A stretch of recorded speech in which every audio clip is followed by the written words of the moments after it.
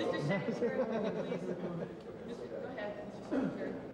The NATO countries are prepared in the process of finalizing preparations to authorize an air campaign against Milosevic. He must comply with not just some of the requirements of the Security Council, he must comply with all of them. He must cease the hostilities, he must pull his armed forces and his military back, he must allow the humanitarian organizations to deliver assistance to those displaced persons, allow them to go back into their homes and their neighborhoods, and also sit down at the bargaining table. This is not an ad hoc approach he can take and pick and choose a la carte. He must accept the entire set of demands.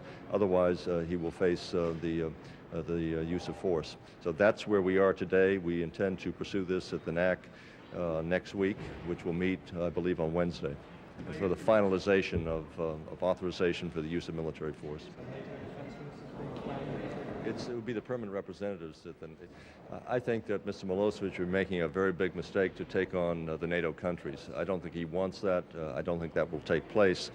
He has to know that there is considerable force that can be marshaled and will be marshaled against him. And so obviously he can threaten.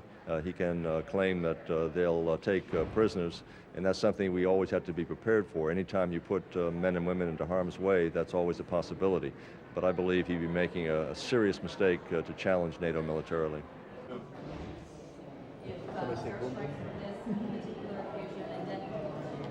The airstrikes will be designed to produce compliance with the set of demands that the Security Council has already issued.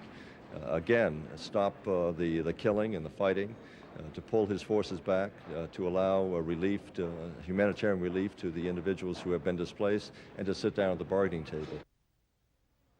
Thank you very much, Congressman Moran.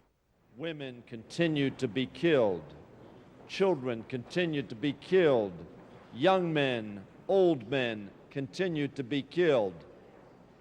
And we wring our hands like Pontius Pilate and tell the butcher of Belgrade, described by our own government and most of the world as a war criminal, to do what is right.